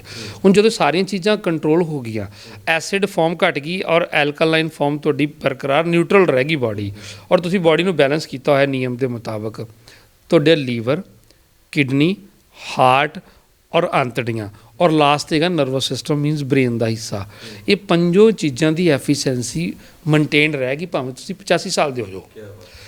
ਔਰ ਉਮਰ ਵਧਾਉਣ ਲਈ ਸਰ ਬਹੁਤ ਹਾਈ ਫਾਈ ਜਾਂ ਐਜੂਕੇਟਡ ਡਾਕਟਰ ਦਾ ਸਾਥ ਹੋਣਾ ਜ਼ਰੂਰੀ ਨਹੀਂ ਆ। ਉਮਰ ਵਧਾਉਣ ਲਈ ਤੁਸੀਂ ਸਿਰਫ ਇਹਨਾਂ ਨਿਯਮ ਨੂੰ ਫੋਲੋ ਕਰਨਾ ਹੈ। ਅਸੀਂ ਜੇ ਉਮਰ ਲੈ ਕੇ ਜਾਣੀ ਹੈ, ਤੁਸੀਂ ਫਾਰੂਕੀ ਜੀ ਗੱਡੀ ਨੂੰ 5000 ਕਿਲੋਮੀਟਰ ਤੱਕ ਲੈ ਕੇ ਜਾਣਾ ਫੋਰ ਐਗਜ਼ਾਮਪਲ, ਤਾਂ ਤੁਹਾਡੇ ਲਈ ਜ਼ਰੂਰੀ ਹੋਏਗਾ ਕਿ ਤੁਸੀਂ ਉਹਦੀ brake, gear oil, engine oil, brake oil, ਸਾਰਾ ਮਾਈਲੇਜ, ਸਾਰਾ ਚੀਜ਼ ਦੀ ਧਿਆਨ ਰੱਖੋਗੇ, ਉਹਦੇ ਟਾਇਰਾਂ ਤੱਕ ਦਾ ਵੀ ਧਿਆਨ ਰੱਖੋਗੇ। ਤੇ ਸਰ ਜੇ ਤੁਸੀਂ ਸਰੀਰ ਨੂੰ 100 ਸਾਲ ਲਿਜਾਣਾ ਹੈ ਤੇ ਇਹਦੇ 'ਚ ਇੰਪੋਰਟੈਂਟ ਸਾਰੇ ਨੇ, ਲੇਕਿਨ ਉਹ ਮੇਜਰ ਜਿਨ੍ਹਾਂ ਦੀ ਮੇਜਰ ਫੰਕਸ਼ਨਿੰਗ ਹੈ, ਲੀਵਰ, ਕਿਡਨੀ, ਹਾਰਟ, ਅੰਤੜੀਆਂ ਔਰ ਨਰਵਸ ਸਿਸਟਮ, ਇਹ ਪੰਜੋ ਚੀਜ਼ਾਂ ਦਾ ਤੁਹਾਨੂੰ ਖਿਆਲ ਰੱਖਣਾ ਪਏਗਾ। ਔਰ ਪੰਜੋ ਚੀਜ਼ਾਂ ਇਸ ਮੈਥਡ ਦੇ ਨਾਲ ਸੇਫ ਰਹਿੰਦੀਆਂ ਨੇ ਔਰ 100 ਸਾਲ ਲਈ ਇਹ ਤੁਹਾਡਾ ਸਾਥ ਦਿੰਦੀਆਂ ਨੇ। ਹਾਂ ਭਾਈ ਸਾਹਿਬ, ਫਿਰ ਕੀ ਸਮਝਾਇਆ ਹੁਣ ਕਿਵੇਂ ਖਾਣੀ ਰੋਟੀ? ਹੁਣ ਪਾਣੀ ਇੱਕ ਤਾਂ ਰੋਟੀ ਤੋਂ ਬਾਅਦ ਅੱਧੇ ਘੰਟੇ ਬਾਅਦ ਪੀਣਾ ਤੇ ਸਿਪ ਕਰਕੇ ਪੀਣਾ ਤੇ ਖਾਣਾ ਖਾਂਦੇ ਹੋਏ ਫੋਨ ਨਹੀਂ ਸੁਣਨਾ ਜੀ। ਤੇ ਤੁਸੀਂ ਤੇ ਫਿਰ ਸੋਫੇ ਤੇ ਬੈਠੇ ਰੋਟੀ ਖਾਂਦੇ ਸੀ, ਤੇ ਫਿਰ ਹੁਣ ਉਹਦਾ ਕੀ, ਉਸ ਬਾਬਤ ਕੀ ਵਿਚਾਰ ਹੈ? ਹੁਣ ਆਪਣੀ ਜ਼ਿੰਦਗੀ 'ਚ ਅਡੋਪਟ ਕਰਾਂ ਜੀ ਇਦਾਂ ਹੀ ਖਾਣਾ। ਇਸ ਤਰੀਕੇ ਖਾਣਾ? ਹਾਂਜੀ, ਇਸ ਤਰ੍ਹਾਂ ਹੀ ਖਾਣਾ। ਚਲੋ ਡਾਕਟਰ ਸਾਹਿਬ ਨੂੰ ਫਿਰ ਕੀ ਕਹੋਗੇ? ਮੈਂ ਬਹੁਤ ਬਹੁਤ ਥੈਂਕ ਯੂ ਕਹਿਣਾ ਚਾਹੂੰਗਾ, ਡਾਕਟਰ ਸਾਹਿਬ ਦਾ ਧੰਨਵਾਦ ਕਰਨਾ ਚਾਹੂੰਗਾ ਜਿਨ੍ਹਾਂ ਨੇ ਏਡੀ ਵਧੀਆ ਜਾਣਕਾਰੀ ਦਿੱਤੀ ਜਿਹਨਾਂ ਤੋਂ ਮੈਂ ਵਾਂਝਾ ਸੀ। ਜੀ ਜੀ ਜੀ। ਚਲੋ ਡਾਕਟਰ ਸਾਹਿਬ ਤੁਹਾਡਾ ਵੀ ਬਹੁਤ ਬਹੁਤ ਸ਼ੁਕਰੀਆ। ਤੁਸੀਂ ਬਹੁਤ ਚੰਗੀ ਤੇ ਸੁਚੱਜੀ ਜਾਣਕਾਰੀ ਹੈ ਜਿਹੜੀ ਇੱਕ ਵਾਰ ਫਿਰ ਸਾਡੇ ਘਰ 'ਚ ਬੈਠੇ ਦਰਸ਼ਕਾਂ ਨੂੰ ਦਿੱਤੀ ਹੈ, ਇਸ ਲਈ ਤੁਹਾਡਾ ਬਹੁਤ ਬਹੁਤ ਸ਼ੁਕਰੀਆ ਜੀ। ਔਰ ਲਾਸਟ ਤੱਕ ਜਾਂਦੇ ਜਾਂਦੇ ਲਾਸਟ ਰਹਿ ਗਿਆ ਕਿ ਖਾਣਾ ਖਾਣ ਤੋਂ ਤੁਰੰਤ ਬਾਅਦ ਪੋਸਚਰ ਕਿਹੜਾ ਸੀ। ਓਕੇ। ਇੱਕ ਤਾਂ ਖਾਣਾ ਖਾਣ ਦੇ ਟਾਈਮ ਦਾ ਪੋਸਚਰ ਹੈ, ਇਹ ਤੁਰੰਤ ਬਾਅਦ ਜਿਹੜਾ ਪੋਸਚਰ ਜਿਹੜੇ ਆਸਨ ਚਾਣਾ ਹੈਗਾ ਉਹ ਹੈਗਾ ਵਜਰ ਆਸਨ।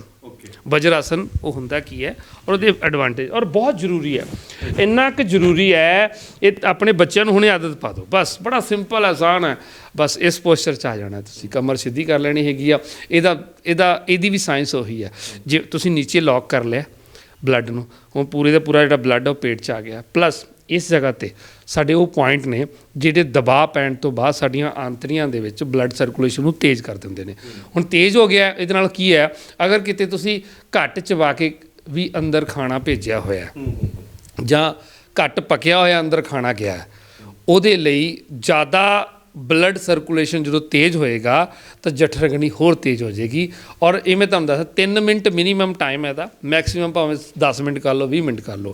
ਤਾਂ ਜਿੰਨਾ ਜ਼ਿਆਦਾ ਟਾਈਮ ਤੁਸੀਂ ਵਧਾਈ ਚੱਲੋਗੇ, ਤੁਸੀਂ ਫੀਲ ਕਰੋਗੇ ਖਾਣਾ ਖਾਣ ਦੇ ਤੁਰੰਤ ਅਗਲੇ 2-3 ਮਿੰਟ ਤੁਹਾਨੂੰ ਇੱਕ ਡਕਾਰ ਆ ਜਾਣਾ।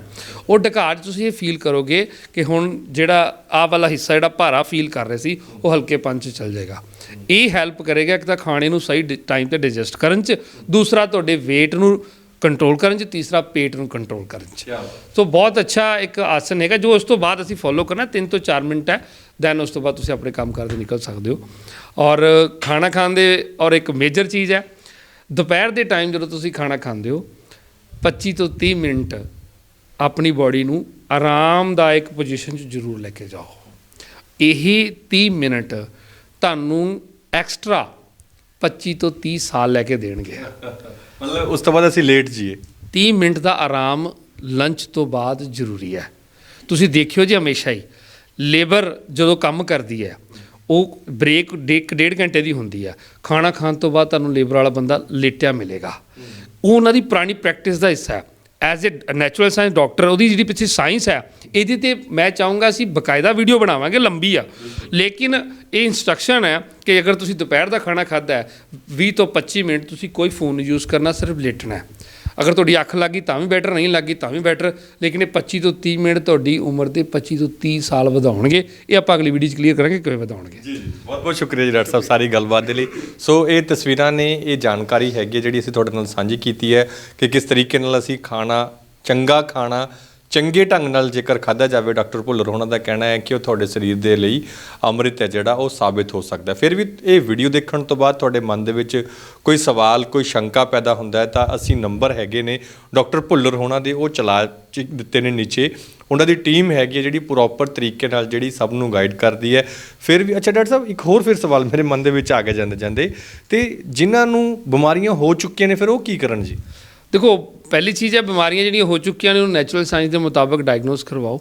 ਆਪਣੇ ਅਲੱਗ-ਅਲੱਗ ਜਗ੍ਹਾ ਦੇ ਸੈਂਟਰ ਨੇ ਔਰ ਨੈਚੁਰਲ ਸਾਇੰਸ ਦੇ ਦੁਆਰਾ ਹੀ ਡਾਇਗਨੋਸ ਕਰੋ। ਮੈਂ ਨਹੀਂ ਕਹਿੰਦਾ ਕਿ ਸਾਡੇ ਕੋਲ ਆਓ, ਕੋਈ ਵੀ ਤੁਹਾਡੀ ਨੀਅਰ ਡੀਅਰ ਨੈਚੁਰਲ ਸਾਇੰਸ ਨੂੰ ਪ੍ਰਮੋਟ ਕਰ ਰਿਹਾ, ਕੋਈ ਆਯੁਰਵੇਦਾ ਵਾਲਾ ਕਰ ਰਿਹਾ, ਕੋਈ ਨੇਚਰਪੈਥੀ ਵਾਲਾ ਕਰ ਰਿਹਾ, ਉਹਦੇ ਕੋਲ ਜਾਓ। ਗੈਟਿੰਗ ਉਹ ਆਪਣੇ ਨੈਚੁਰਲ ਸਾਇੰਸ ਦੇ ਮੈਥਡ ਨਾਲ ਤੁਹਾਨੂੰ ਬਿਹਤਰੀਨ ਹੀ ਕਰਨ ਦੀ ਕੋਸ਼ਿਸ਼ ਕਰੇਗਾ, ਕੋਈ ਵੀ ਜਿਹੜਾ ਵੀ ਹੋਏਗਾ। ਔਰ ਜੇ ਤੁਸੀਂ ਸਾਡੀਆਂ ਸੇਵਾਵਾਂ ਲੈ ਸਕਦੇ ਹੋ ਉਹਦੇ ਲਈ ਅਲੱਗ-ਅਲੱਗ ਜਗ੍ਹਾ ਦੇ ਸੈਂਟਰ ਓਪਨ ਨੇ, ਮੋਗਾ, ਬਠਿੰਡਾ, ਲੁਧਿਆਣਾ, ਅੰਮ੍ਰਿਤਸਰ, ਜਲੰਧਰ, ਈਵਨ ਹੁਣ ਪਟਿਆਲਾ ਔਰ ਮੁਹਾਲੀ ਵੀ ਓਪਨਿੰਗ ਹੋ ਰਹੀ ਹੈ ਗੈਟਿੰਗ, ਔਰ ਉੱਤਰਾਖੰਡ 'ਚ ਵੀ ਓਪਨਿੰਗ ਹੋ ਰਹੀ ਹੈ ਔਰ ਹਰਿਆਣਾ 'ਚ ਵੀ ਓਪਨਿੰਗ ਹੋ ਰਹੀ ਹੈ।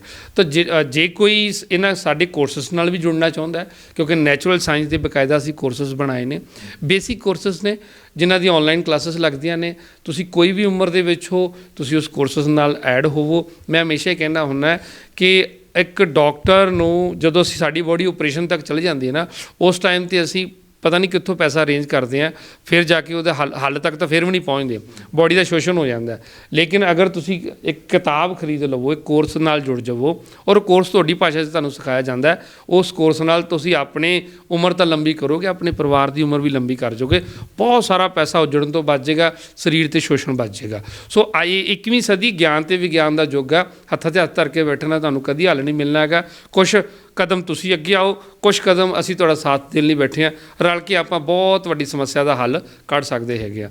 ਸੋ ਸਮਾਂ ਦੇਣ ਲਈ ਔਰ ਵੀਡੀਓ ਨੂੰ ਪਿਆਰ ਦੇਣ ਲਈ ਤੁਹਾਡਾ ਸਾਰਿਆਂ ਦਾ ਬਹੁਤ ਬਹੁਤ ਧੰਨਵਾਦ ਜੀ। ਬਹੁਤ ਬਹੁਤ ਸ਼ੁਕਰੀਆ। ਸੋ ਇਹ ਸਨ ਡਾਕਟਰ ਵਰਿੰਦਰ ਸਿੰਘ ਭੁੱਲਰ, ਜਿਨ੍ਹਾਂ ਨੇ ਬੜੀ ਸੁਚੱਜੀ ਜਾਣਕਾਰੀ ਹੈ ਖਾਣਾ ਖਾਣ ਦੇ ਢੰਗ ਬਾਬਤ ਦਿੱਤੀ ਹੈ। ਫਿਰ ਵੀ ਇਹ ਵੀਡੀਓ ਦੇਖਣ ਤੋਂ ਬਾਅਦ ਤੁਹਾਡੇ ਮਨ ਦੇ ਵਿੱਚ ਕੋਈ ਸਵਾਲ, ਕੋਈ ਸ਼ੰਕਾ ਪੈਦਾ ਹੁੰਦਾ ਤਾਂ ਇੱਕ ਨੰਬਰ ਹੈਗਾ, ਅਸੀਂ ਡਾਕਟਰ ਭੁੱਲਰ ਹੋਣਾ ਦਾ ਦਿੱਤਾ ਹੋਇਆ, ਉਸ ਨੰਬਰ ਦੇ ਉੱਤੇ ਤੁਸੀਂ ਫੋਨ ਕਰਕੇ ਆਪਣੇ ਸਵਾਲ ਦੀ, ਆਪਣੇ ਮਨ ਦੇ ਸਵਾਲਾਂ ਦੀ ਜਿਹੜੀ ਤ੍ਰਿਪਤੀ ਹੈ ਉਹ ਕਰ ਸਕਦੇ ਹੋ। ਫਿਲਹਾਲ ਮੈਨੂੰ ਇਹ ਵੀਡੀਓ ਇੱਥੇ ਹੀ ਖਤਮ ਕਰਨ ਦੀ ਦਿਓ ਆਗਿਆ।